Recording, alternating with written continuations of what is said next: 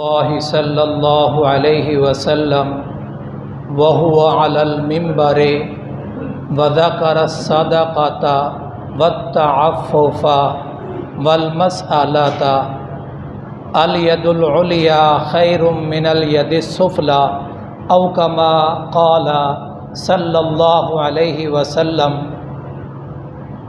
اللہ کے رسول صلی اللہ علیہ وسلم منبر پر تشریف فرما تھے۔ آقا صلی اللہ علیہ وسلم نے ذکر کیا، تذکرہ کیا صدقے کا، والمسألۃ والتعفف عن المسألۃ۔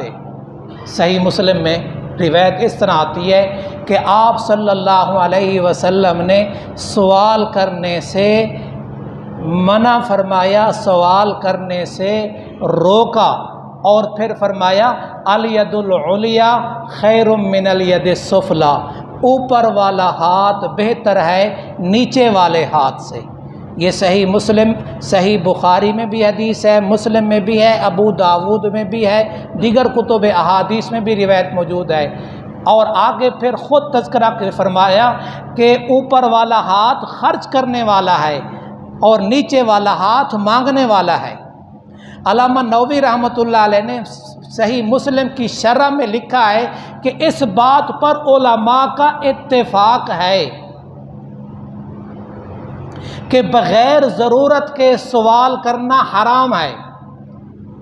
یہ کس کتاب کا حوالہ دیا ہے؟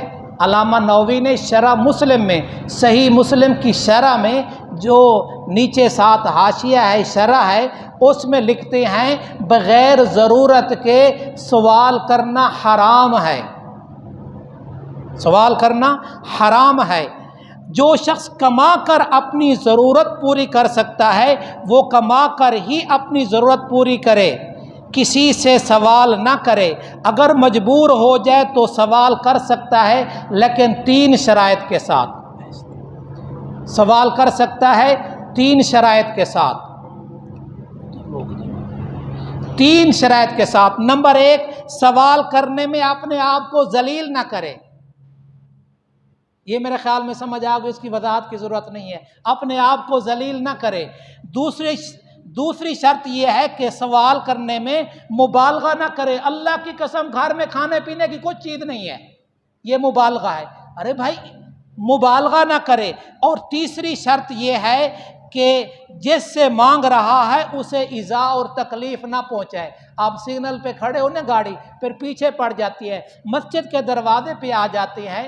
میں نے یہ مسئلہ پہلے بھی بتایا ہے، مسجد میں، مسجد کے ایریے میں یا مسجد کے گیٹ پہ یا آخر گلی تک جو مانگ رہا ہے اور وہ بھی گناہ گار ہے، جو دے رہا ہے وہ بھی گناہ گار ہے، دینا بھی جائز نہیں ہے۔ یہاں تک کہ علماء نے لکھا ہے کہ اگر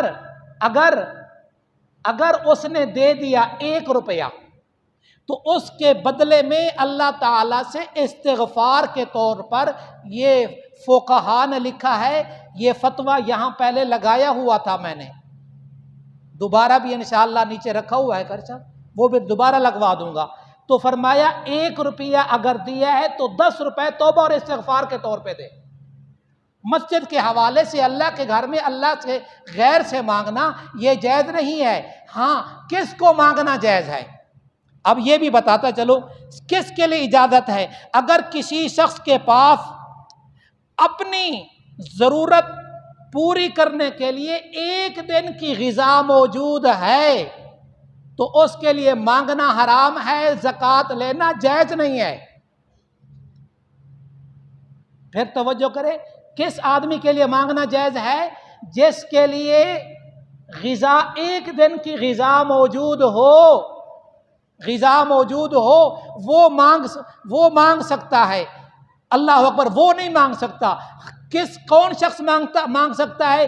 جس کے پاس موت کے سوا کوئی چیز نہ ہو، یعنی کہ خوف ہو کہ میرے پاس کھانے پینے کی چیز کچھ نہیں ہے، وہ مانگ سکتا ہے۔